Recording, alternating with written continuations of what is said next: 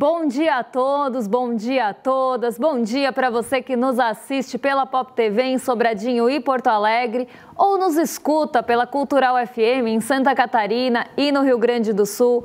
Sejam todos muito bem-vindos e bem-vindas a mais um ICL Mercado Investimentos. Hoje, terça-feira, dia de analisar a nossa atividade econômica e o que já está segurando a atividade econômica. Então, a gente vai fazer uma amarração aqui que não é do amor, claro, mas a gente vai fazer uma amarração de assuntos entre o IBCBR, o monitor do PIB. Vamos falar também do Focus, porque no final está todo mundo bem ligadinho e a gente vai passar por todos esses pontos, inclusive mostrando para vocês que a desaceleração econômica já está vindo, ela já estava sendo pressentida também em alguns momentos pelos sentimentos, né, os índices de confiança e também ali o PMI, o índice dos gerentes de compras. A taxa de juros ela já estava se mostrando uma vilã para a aceleração econômica, ou melhor, né, para a desaceleração econômica, mas agora isso começa a aparecer também nos indicadores de atividade com um pouco mais de preocupação. Então a gente vai passar por todos esses pontos e depois amarrar com o Focus, que é a projeção de dados macroeconômicos para frente. E aí a gente vai ver como é que estão essas contradições, inclusive no Focus. Mas antes de tudo isso, vamos dar uma passada pela nossa agenda, que hoje está curtinha, uma agenda bem enxuta. Então a gente vai passar rapidinho por ela só para ver o que tem de importante ainda para sair e o que já saiu também. Às 5 horas da manhã saiu o IPC-FIP da segunda quadricemana de agosto, então uma edição semanal do Índice de Preços ao Consumidor da FIP. 9h30 da manhã nos Estados Unidos teve construções de moradias iniciadas de julho, então aqui um dado mais voltado para o mercado, o setor imobiliário dos Estados Unidos. E às 15h10 à tarde, depois do almoço já, a vice-presidente de supervisão do Fed, a Michelle Bauman, vai discursar em um evento hoje lá nos Estados Unidos, em um evento pré-Jackson Hole. O Jackson Hole é um evento, um simpósio do Fed, do Banco Central dos Estados Unidos, que acontece todos os anos e que acaba trazendo uma série de reuniões, discursos, eventos e falas que acabam repercutindo bastante. Então, o Jackson Hole já começa a aparecer aqui na nossa agenda como um evento o evento grande aqui, mas ele já começa a mostrar as caras e normalmente ele traz uma grande ansiedade, uma grande expectativa pelo que vai ser falado nesse simpósio do Banco Central. Às 10h15 na China, o Banco Central de lá vai definir os juros das taxas de 1 e 5 anos de agosto.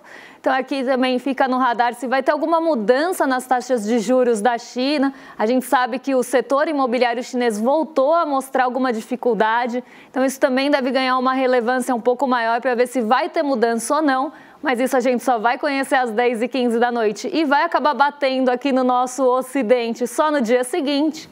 E a gente ainda tem divulgação do balanço da Home Depot antes da abertura do mercado aqui, por isso que é a AM, antes da abertura do mercado, então já saiu o balanço da Home Depot lá nos Estados Unidos. Agora vamos dar um giro só pelo fechamento de ontem para entender o que aconteceu. Nossa bolsa acabou tendo uma alta, quebrou aquela sequência de 3 quedas consecutivas, deu um respiro, mas ainda com bastante cautela, até porque hoje de manhã a nossa bolsa já está caindo de novo. Então é importante a gente entender o que conduziu a esse movimento, o que fez a bolsa subir dessa forma e por que isso não se sustentou. E por que também ela foi na contramão do mercado internacional, que ficou ali andando de lado ontem, ficou tipo um siri, não saiu muito do lugar. Acabou tendo aquele movimento de estabilidade que a gente viu acontecer aqui na sexta-feira. Então vamos entender o que aconteceu e o que tem aí por trás do movimento da nossa bolsa. Ontem, a nossa bolsa subiu 0,72% em um dia que o dólar também subiu. Então a gente teve alta de bolsa e dólar, que não é o movimento mais comum, não é o mais esperado. Normalmente se espera que quando a bolsa sobe, o dólar caia. Então esse é o movimento mais típico de bolsa, mas não foi o que a gente viu ontem. Por quê? E olha que ontem ainda poderia ter esse movimento acontecendo de queda do dólar, porque foi um dia que a gente teve impulso de ações ligadas ao setor de commodities. A Petrobras, por exemplo, teve um papel importante, contribuiu bastante para essa alta de 0,72%. A Petrobras acabou respondendo a uma alta do preço do petróleo e contribuiu, até pelo seu peso no índice Bovespa, para essa alta de 0,72%. E por que o dólar subiu no mesmo dia? Então, aqui, movimento de commodities, ações ligadas às commodities, normalmente fazem o dólar cair também. Então, movimento atípico aqui, eu vou explicar o que aconteceu. A gente teve, sim, esse reforço das grandes empresas da Bolsa, então das ações de maior peso no índice. A gente chama elas de pesos pesados ou ações de maior peso na composição, maior peso e liquidez. São aquelas ações que são mais negociadas e que acabam tendo um peso maior na composição do índice. Quais são elas? Petrobras, a Vale, ações do setor financeiro de uma forma geral, elas acabam tendo um peso maior nessa composição e elas tiveram um desempenho bom ontem. Tanto o setor financeiro, num geral, as ações do setor financeiro subiram de 1% a 2%, então contribuíram bastante com essa elevação da nossa bolsa. E também teve Vale e Petrobras ali, principalmente a Petrobras, no caso, contribuindo com altas que a gente não via há algum tempo. Então a gente teve uma recuperação desse setor, dessas grandes empresas que acabaram ajudando nesse impulso para o Ibovespa. Só que ontem também foi um dia de altas mais generalizadas. As altas não ficaram concentradas só nesses setores mais relevantes ou nas ações que têm o maior peso. 80% das ações do índice foram para o terreno positivo. Então foi realmente um dia de maior otimismo na nossa bolsa depois de 3 quedas consecutivas. Isso porque se esperava que ia ter alguma definição em relação à Ucrânia e à Rússia e à Ucrânia ali, de forma geral, na reunião que teve ontem entre Donald Trump, o Zelensky e líderes europeus. Então se esperava que alguma coisa ia ser resolvida nessa reunião. Isso acabou tomando uma parte do mercado com certo otimismo e também ansiedade. Então estava todo mundo esperando o que ia acontecer. O preço do petróleo, como eu já falei para vocês, levou a Petrobras para cima e o setor financeiro acabou se recuperando de algumas quedas mais recentes. Então, depois de algumas quedas consecutivas, as pessoas voltam a comprar essas ações porque acreditam que elas já caíram o suficiente e que agora é hora de entrar comprando para buscar um ganho. Então a gente viu esses setores respondendo a alguns movimentos um pouco mais específicos. Só que, como eu falei, a alta da bolsa ou a entrada de recurso não foi suficiente para derrubar o dólar. Isso porque lá nos Estados Unidos começou a ter uma dúvida em relação ao corte ou não das taxas de juros.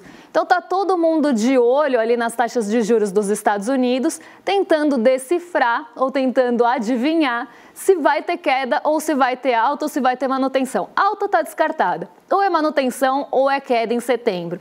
E aí está todo mundo tentando entender para onde vão os juros nos Estados Unidos.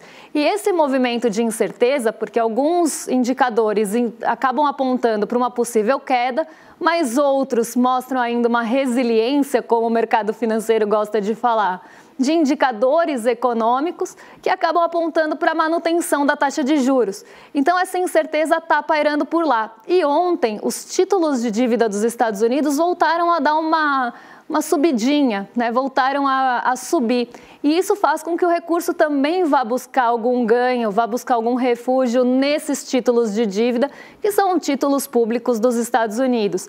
Então, você tem um movimento que acaba até diminuindo um pouco o apetite pelo risco, não o suficiente para derrubar a nossa bolsa, mas que tenha sido grande o suficiente para manter o dólar no terreno positivo em relação ao real. Então, o dólar se fortaleceu em relação ao real, ou vice-versa, o real se desvalorizou em relação ao dólar, porque acabou saindo recurso daqui também para buscar ganho nessas treasuries. E justamente esses títulos de dívida dos Estados Unidos com uma alta ontem acabou mitigando o movimento por lá. Por isso que a Bolsa ficou andando de lado, ainda mais em um dia que ia ter reunião em relação à guerra da Rússia e da Ucrânia, coisa que também já tinha acontecido na semana passada, com o Donald Trump e o Putin. Então isso está na centralidade, enquanto também não tiver muita definição, as pessoas esperam o movimento abaixar um pouco, a poeira abaixar, para aí sim voltar a se posicionar. Então, nesse momento, as pessoas estão tentando buscar mais a certeza lá nos Estados Unidos do que o mercado de risco. Por isso que as bolsas ficaram quase de lado, né? Quem subiu, subiu muito pouquinho e quem caiu também caiu muito pouco. As bolsas não foram numa única direção, mas ficaram todas ali muito perto do 0 a 0, por causa dessa indefinição. Então, fica todo mundo meio que esperando a definição para aí sim se posicionar. E junto a isso a gente tem todas as incertezas que a gente vem comentando por todos esses dias também. Todos, né? Então, todas essas incertezas que vêm permeando o dia a dia aí do mercado e do setor produtivo também, que é justamente se as tarifas vão continuar, se vai ter alguma mudança, se os acordos vão ser cumpridos, se vão ter mais sanções em relação a outros países, porque isso gera um clima geral de incerteza. E em climas gerais de incerteza, como eu falei, ninguém quer se posicionar. Todo mundo espera a poeira baixar para aí sim tomar alguma decisão, para ter mais visibilidade lá na frente. Então, hoje, o que a gente tem é esse movimento de incerteza, uma recuperação aqui no Brasil das empresas de maior peso que acabaram puxando o índice para cima, mas, num geral, um dia mais otimista, também sem muitas novidades. A gente ainda teve um outro assunto que eu não quero entrar agora, porque daqui a pouquinho a gente já vai para ele, que é o IBCBR, que veio em queda. E aí começou também a se ter uma discussão, inclusive no mercado financeiro, pasmem vocês, de que a taxa de juros pode cair aqui no Brasil, porque a economia já está mostrando sinais de desaceleração nos índices de atividade econômica, que são aí os próximos assuntos aqui do programa. Então, isso também foi um condutor. Na ausência ali de muitas notícias internacionais, de bastante indefinição no cenário lá fora, a gente ainda teve o IBCBR, que é o nosso próximo assunto, caindo aqui no Brasil. Se o IBCBR começou a cair e já está mostrando pouco fôlego para frente, a indústria mostrou pouco fôlego, você começa também a pensar que talvez seja a hora de começar a cortar a taxa de juros. Então, isso também foi um contribuidor, aí teve uma contribuição, contribuinte para a nossa bolsa ir para cima, né? Então foi uma outra contribuição, porque se você espera que a taxa de juros vá baixar, talvez os ativos de risco comecem a ficar um pouco mais atrativos para ganhar de forma especulativa. Então isso também explicou essa alta, esse otimismo um pouco mais generalizado, na falta de um dia aí com grandes movimentações e com mais espera do que qualquer coisa. Agora vamos passar para o IBCBR de fato, porque ele é o nosso próximo assunto e não à toa. A gente teve essa queda no índice de atividade econômica do Banco Central. Eu não gosto de chamar ele de prévia do PIB. Tem gente que chama de prévia do PIB, mas eu prefiro termômetro do PIB, porque ele tem uma metodologia diferente do PIB, então ele não é bem uma prévia. Ele acaba trazendo ali alguns indícios, mas ele não tem exatamente a mesma forma de calcular. Então a gente não pode falar que ele prevê o PIB, mas sim que ele é um termômetro, que ele mostra pelo menos a direção, que ele traz realmente a temperatura da nossa atividade econômica. E nesse mês de junho, que é o que a gente está olhando, depois de divulgadas todas as pesquisas mensais, você tem a divulgação do IBCBR, que é o Índice de Atividade Econômica calculado pelo Banco Central. Ele pega todas essas pesquisas com ali seus pesos e sua metodologia e faz ali quase que esse termômetro do PIB mensalmente, já que o PIB é divulgado só trimestralmente. Então, é uma forma da gente ter ali uma indicação para onde está indo a atividade econômica do país e não ficar no escuro até sair o PIB depois de 3 meses. Então, é realmente esse termômetro, essa indicação se está indo para cima, se está indo para baixo, se está indo bem, se não está. E ele mostra de forma geral e mostra por setores também, até para ver quem que está contribuindo e quem não está contribuindo com a atividade econômica no mês. E veio uma surpresa, né, em relação ao IBCBR, não para mim, mas para o mercado financeiro. Veio surpresa no IBCBR, porque o mercado financeiro estava esperando alta desse índice de atividade econômica aqui do Brasil. Só que ele não veio em alta, ele veio em queda de 0,10%. Não foi uma queda tão acentuada, mas já mostra uma desaceleração da nossa atividade econômica, não pelo primeiro mês, mas pelo segundo mês aí. Então, a gente começa a ver uma atividade econômica encolhendo, aqui no Brasil, muito por conta dos juros. E eu vou entrar mais, inclusive, nesse assunto quando a gente falar do monitor do PIB, porque aí fica até mais tangível, fica até mais palpável para a gente entender onde é que os juros estão atuando, embora no monitor, no IBCBR também dê para ver, já dá para ver. Então, vamos entender o que aconteceu com o IBCBR. O mercado estava esperando alta e o piso das projeções era 0,10. Então, a pessoa que esperava o pior resultado do IBCBR esperava a queda de 0,10. E veio justamente nesse piso. Veio bem abaixo da média e na pior projeção. Então, isso mostra que o mercado não leu ali de uma forma talvez correta as pesquisas mensais. Nenhuma pesquisa mensal veio com grande fôlego. A pesquisa mensal do comércio teve queda e ficou andando de lado. A indústria não está patinando há alguns meses. E os serviços sozinhos não tiveram toda essa expressividade para levantar tanto assim a nossa atividade econômica. Mas mesmo assim, o mercado estava esperando um resultado melhor do que a gente realmente teve. E justamente essa surpresa que veio do IBCBR, esse movimento inesperado pelo mercado financeiro que começou a fazer com que ele comece a pensar em possíveis quedas de juros, porque o mercado estava esperando que a atividade ia resistir à taxa de juros alta. E a gente está vendo que isso não está acontecendo, não só no monitor do PIB, no IBCBR, mas também nas pesquisas de confiança. A confiança está bem abalada, a confiança das expectativas para o futuro já está mostrando ali mais pessimismo do que qualquer coisa, mais desconfiança do que qualquer coisa.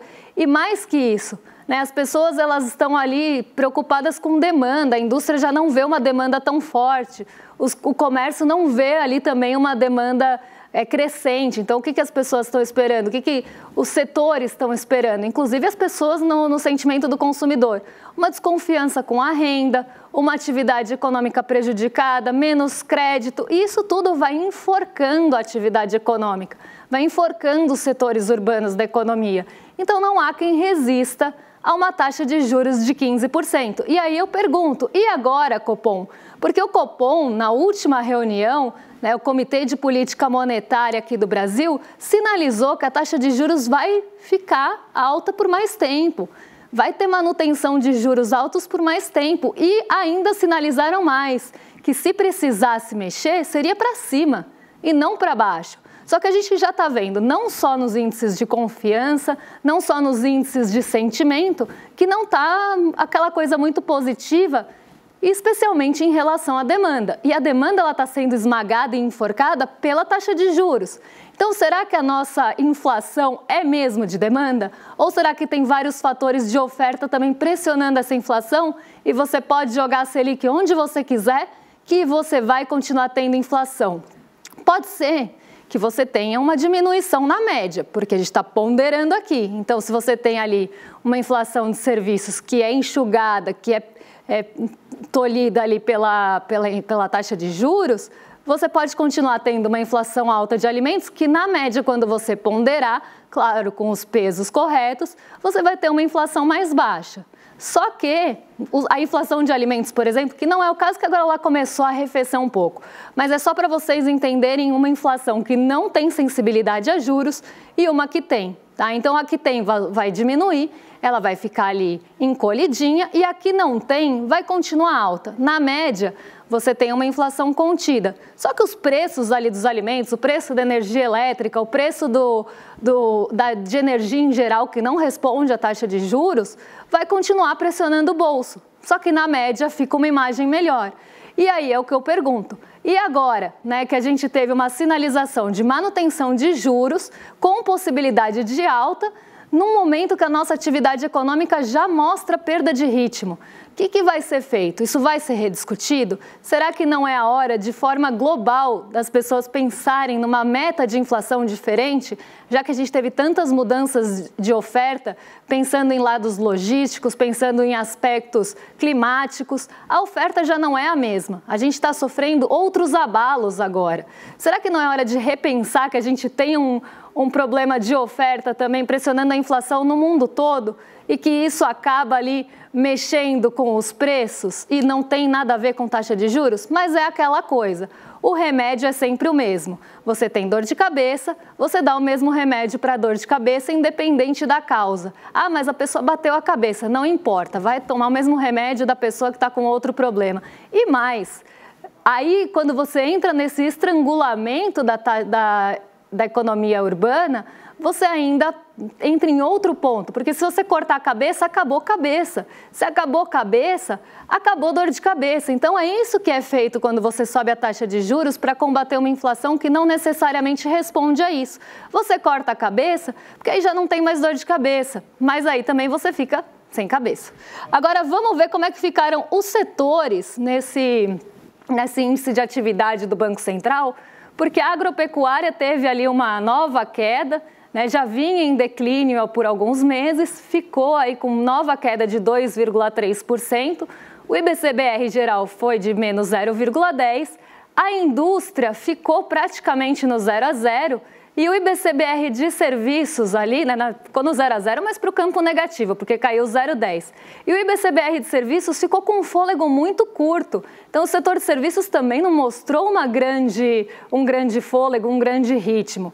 Ficou com uma alta de 0,10. Se você tirar a agropecuária, que puxou bem para baixo aqui a média do IBCBR, a gente ainda tem uma alta de 0,10%. Então, quem se salvou aqui foi os serviços. Mas os serviços, o grupo serviços, a atividade de serviços só se salvou por um pouquinho, porque ela também já vem patinando há algum tempo.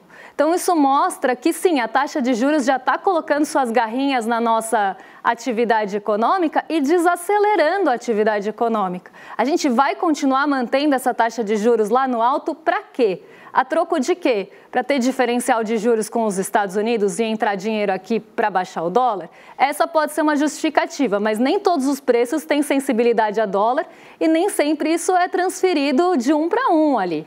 Né? Você tem preços com sensibilidades diferentes ao dólar.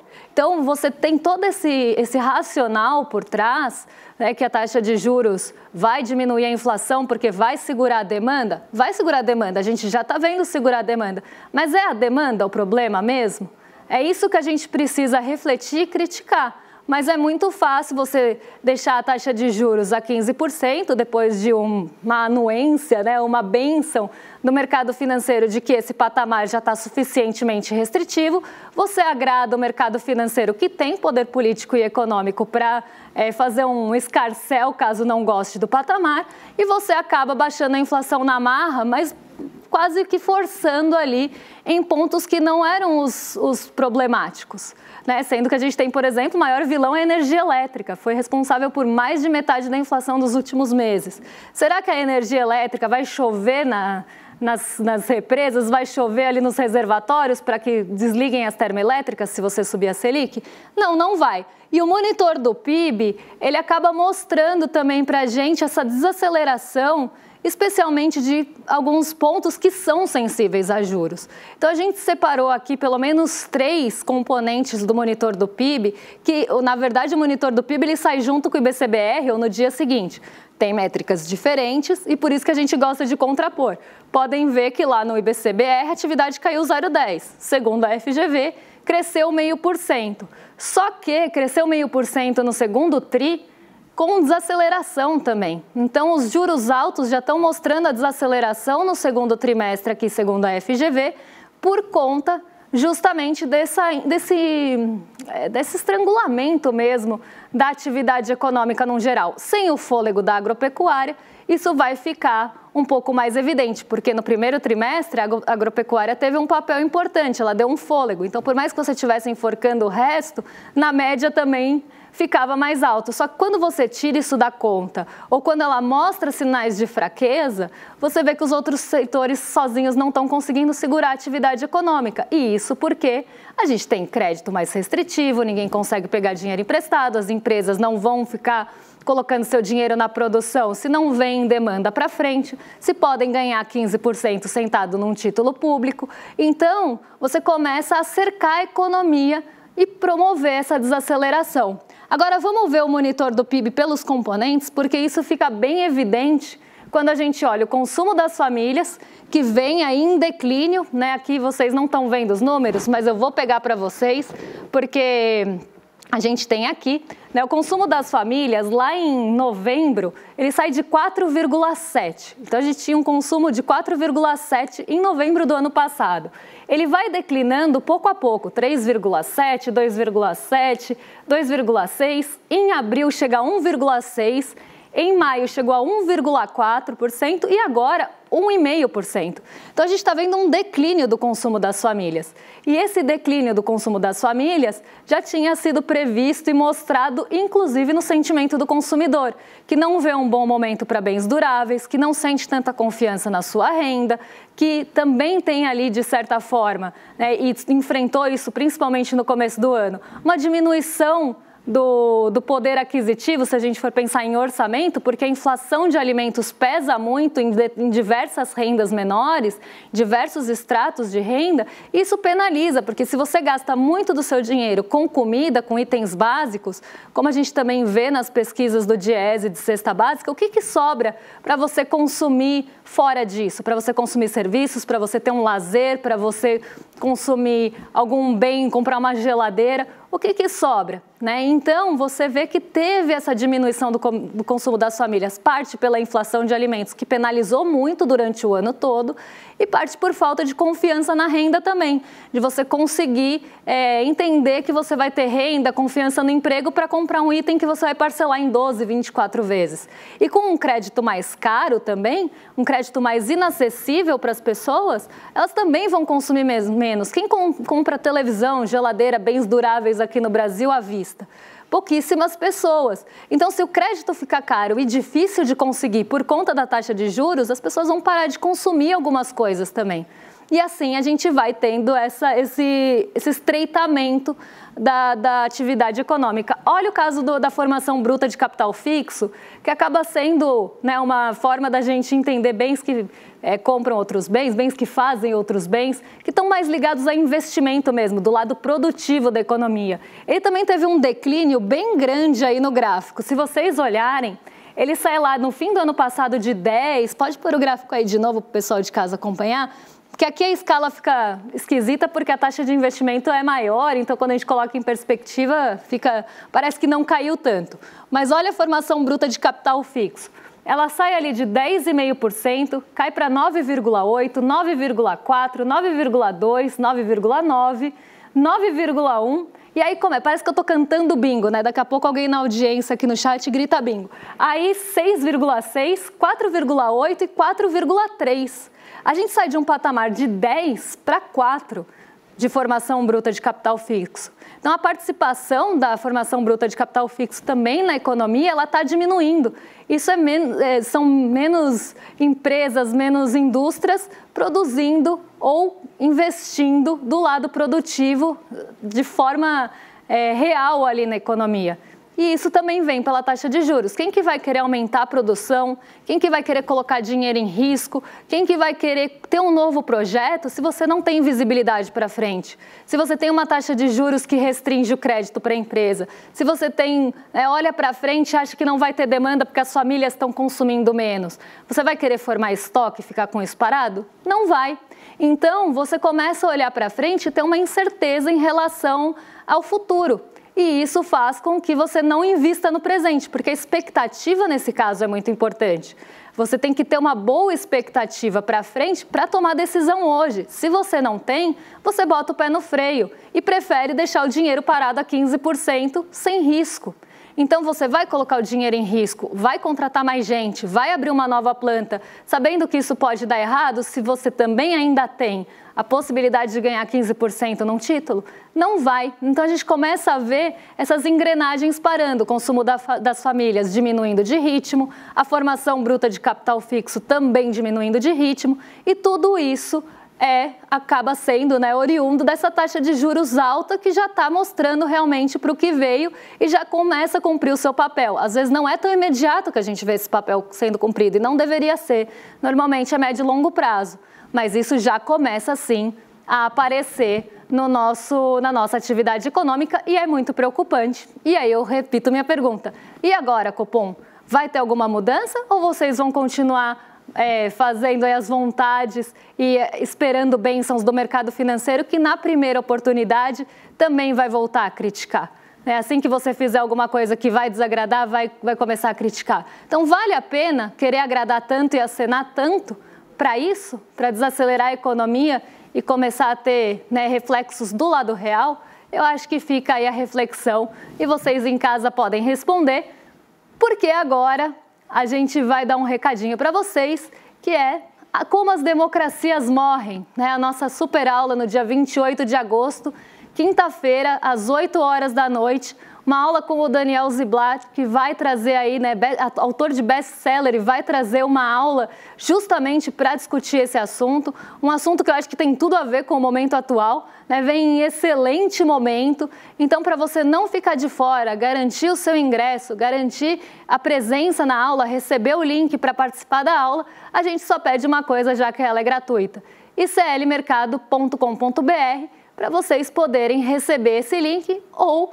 clicar aqui. Olha, hoje está certinho aqui, em clicar no QR Code, na verdade apontar a câmera enquanto vocês estão nessa transição, antes de assistir o rolê, já clica aqui e garante o seu ingresso para não ficar de fora, porque vai ser uma aula magnífica e magna. Então, vocês estão mais do que convidados e não vão ficar, com certeza não vão ficar fora dessa, não vão perder essa. Agora sim, eu mando para os nossos vizinhos de cima, para o Rolê ICL, porque o William Deluca e Guga Noblar já estão prontos para receber vocês. E eu volto amanhã para falar o que mexe com o nosso bolso, com a nossa bolsa e com as nossas vidas. Um beijão e até lá, pessoal! Em 2024, milhares de pessoas de todo o Brasil se reuniram para um encontro memorável.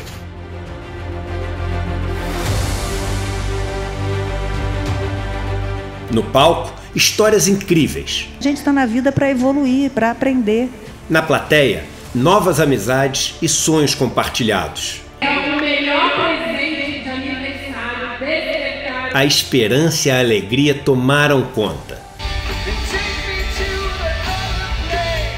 Vimos que um país mais justo, consciente e humano é possível. Vocês, espectadores, hoje são os protagonistas desse evento incrível e que desperta. Provamos que o conhecimento liberta e o coletivo transforma. Que a gente veio pra cá pra... Nós não precisamos ser médio, nós podemos ser grande, mas nós precisamos sonhar junto para ser grande. Mas esse foi só o nosso primeiro passo. Em 2025, o despertar volta ainda mais incrível, mais necessário, mais revolucionário, mais ICL do que nunca. Estaremos juntos para enfrentar um dos momentos mais difíceis de nossa geração. Chegou a hora de pôr a mão na massa, conspirar e agir, de se unir a milhares de pessoas que acreditam que chegou a hora da mudança e que ela só depende de nós. Despertar 2025, a revolução necessária. Vive esse encontro histórico com toda a comunidade ICL.